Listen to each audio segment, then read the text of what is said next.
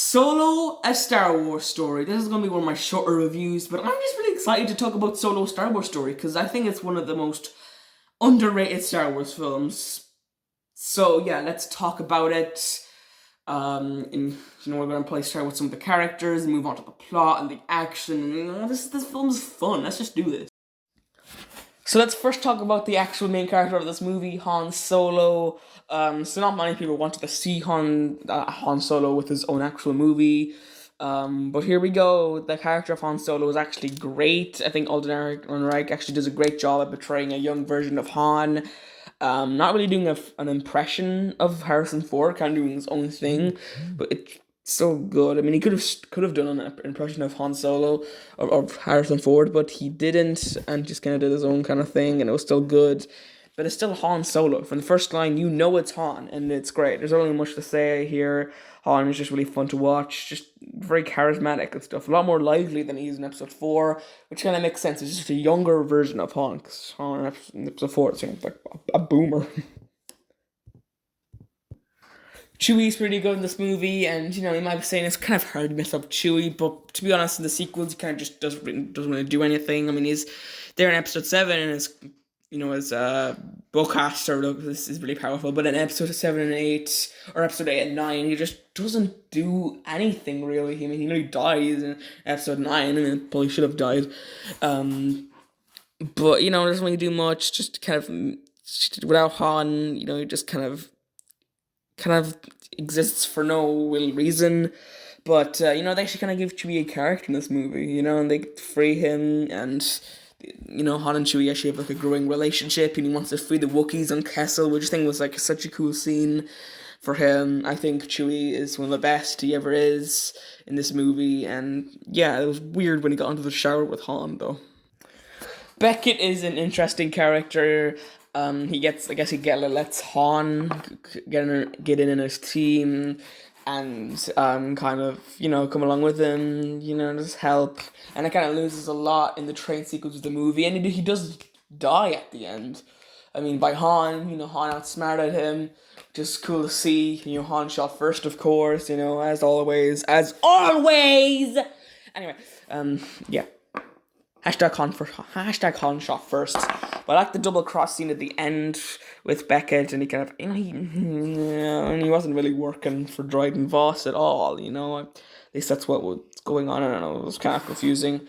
Whatever. He was actually a good character throughout the movie. He kind of gets sidelined though, throughout the Kessel Run scene, but that's okay because I kind of just I love the Kessel Run scenes for other reasons. Kira was a big part of this movie. The first kind of third of this movie, Han wants to go back to Corellia and get Kira back, but then the third of the way through, he kind of finds Kira again. It was kind of weird. I kind of don't understand why they did this so soon. I don't know. It just kind of felt like they resolved the goal just a little bit too quickly. But whatever, I guess another kind of thing was Kira has changed a lot on this movie, and she's done a lot of things that Han would never understand, as Sergeant Ross tries to say.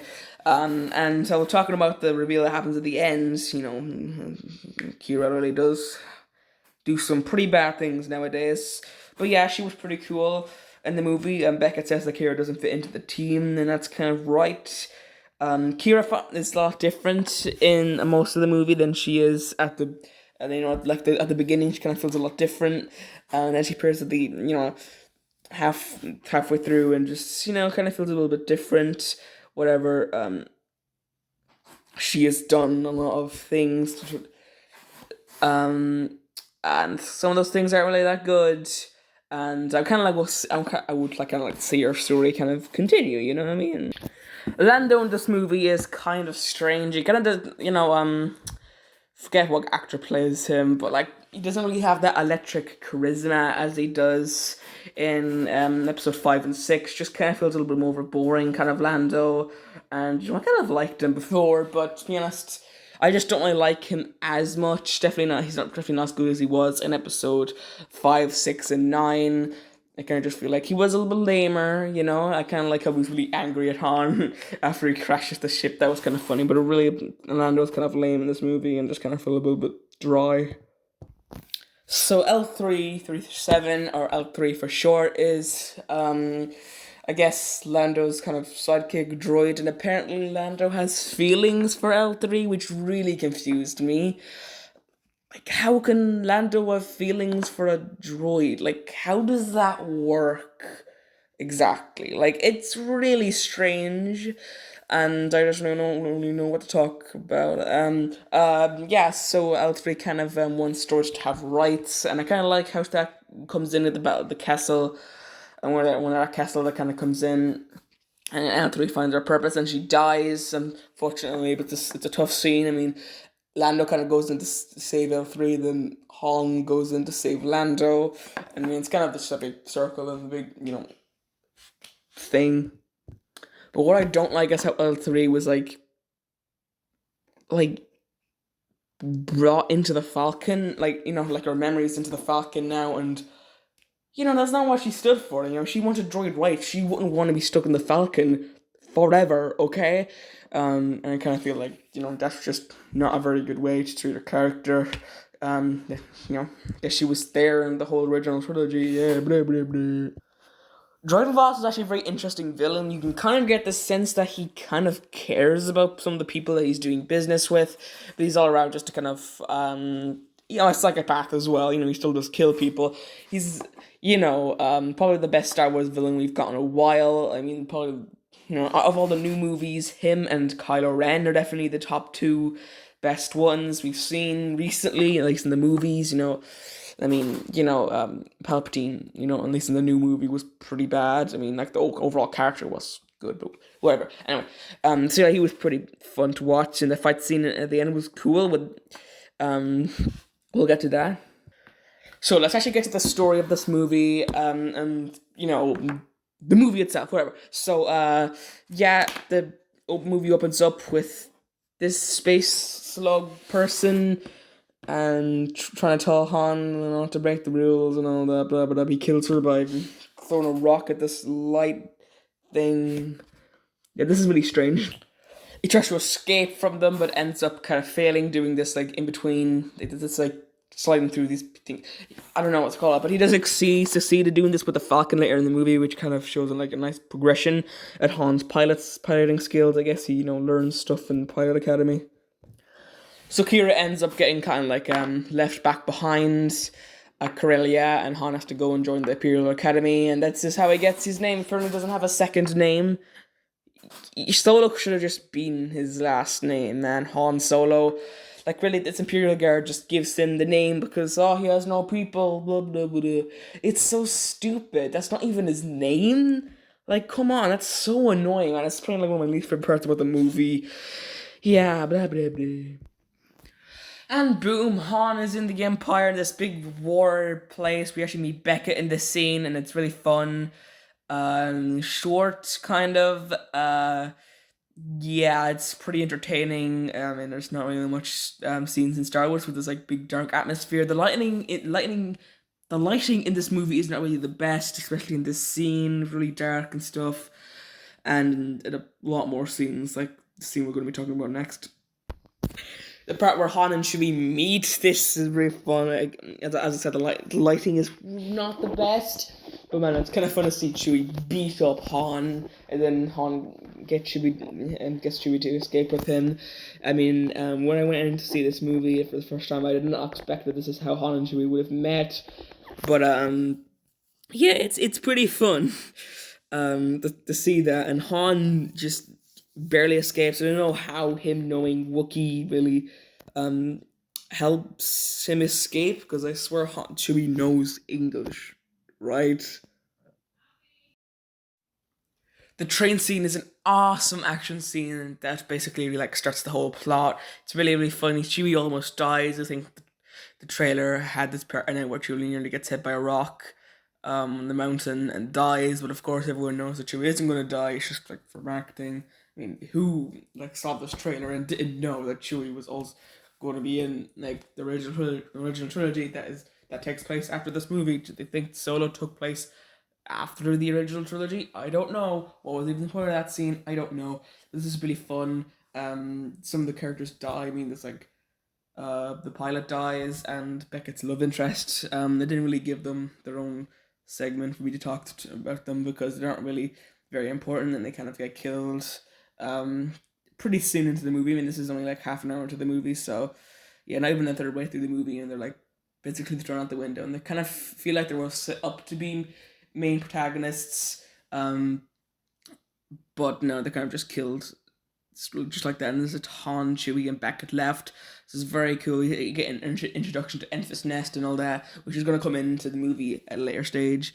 But again, so one last attempt to I guess do the job. I don't know. I honestly don't know how to talk at this stage. But whatever, they have to get Lando to bring them to Kessel to get some spice because they failed last time, so they have to do it again. So yeah. Introduction to Lando's cool, but like the lighting just really isn't the best. Kind of annoying because Rogue One and The Last Jedi looked really amazing, and then going to this movie, it's kind of annoying because it just doesn't look as good. But yes, this looks good. So yeah, Han loses at the sabacc game, but she does win later on in the movie in a funny scene. And he gets the Falcon later on. I'm probably not going to cover it. I'm just going to say that he does it here. We also learned that Beckett killed Aura Singh by killing her. It's a bit of a lame death for Aura Singh, if I'm being completely honest. But whatever, we'll just go with it for now. It is really cool again to see Han and Lando officially meet, though. The Kessel scene was so fun, okay? I mean, like it was a really fun scene. Okay, we have like all three forming a droid rebellion, Chewie trying to free other Wookiee slaves, and just an all-around great action scene. The heroes barely get out alive. L3 dies. I mean, I wasn't really the biggest fan of her anyway, and it was just all around awesome and stuff. And yeah, then they escape, and then it leads in to probably the best part of the whole movie. The Kessel Run was so much fun. I didn't really get a very good clip for this scene, but it was really really fun. I just had a blast while watching it. It was awesome. We get attacked by Star Destroyer. Lots of fun. And then there's like a big giant space slug and storm, and all around it's just amazing. And yeah, I don't know how the Millennium Falcon doesn't just crumble up in bits after sliding around the ground. Um, no wonder Lando was so annoyed at Han once they got down to the ground. Like seriously, man, they're so lucky that they survived. Um, like seriously, it was so fun. Like I don't know why people don't like this movie. Whenever I watch the scene, they're just having a blast every single time. Probably the best scene of the movie. Yeah, it's definitely the best scene of the movie. The final fight was fun. Dryden Voss wields some weird weapon that's cool, and you think that Kira has betrayed Han, but then she stabs Dryden Voss in the stomach. Wow, man, this movie is it's awesome, man. The final battle's really cool, especially with Enfys Nest. She's actually like a good person. What? And the Crimson Dawn's bad. Well, I already kind of knew that. To be honest, even if Jordan Voss wasn't the worst person in the world, I just kind of knew that he was bad. Kind of expected that coming. But I thought Enfys Nest was probably bad, like as well, maybe. But no, Enfys Nest is good. This movie's really, really good. Nothing can stop it being good. Oh, come on! Honestly, what? Maul in this movie? Really? What? Why does he look so old? Why did he turn on his lightsaber? There's no point. Is he just gonna show off the Kira? Like, what happened? Why? This is the worst part about the movie. Okay, well, okay, so you might think that the Darth Maul thing is cool, but like for anyone who doesn't watch the TV shows, this is just the weirdest moment ever. They're probably just gonna be like, "What? When did Darth Maul like return? He was only in one of the movies. What did he return in one of the comics or something? He can't return to one of those baby kids shows. Like that's impossible. They're for kids. I would have never. Darth Maul could have never returned to one of those. That's just stupid." Okay, I think they were teasing something about this. That Maul and Kira were connected, and something was going to go on with them in the future. But I think this movie not doing well at the box office is kind of one of the reasons why nothing really happened with this. That's probably because Disney just pushed this out like um 5 months after another Star Wars movie came out. So people were kind of sick of Star Wars, after Last Jedi and all that, you know what I mean? So yeah, okay, we still haven't got anything about this, and it's nearly 4 years after this movie was released. We've seen nothing about this Maul and Kira stuff. So that's great. Okay, worst part of the movie over. Yay! Beckett, dies. I didn't think Han would kill him, but after all, Han shoots first. So Solo a Star Wars story. So Solo is okay. That's weird. Whatever. I really like this film. As I said, I just think it's one of the most underrated Star Wars movies like ever. It's just a great time to be had with Kessel, the Kessel Run, the ending scene, just the train scene as well. I mean, everything is awesome in this movie. Anyway, guys, this is probably gonna be the last Star Wars review. Until I don't know, probably another few months. Just gonna take a break from doing these. I'll return and play Rogue One and the original trilogy then, and then after that the sequels. But yeah, I'm gonna take a break because I don't want to do them all like in the first few months of 2022. I want to wait a bit. But anyway, guys, hope you enjoyed this video, and I'll see you next time. Goodbye.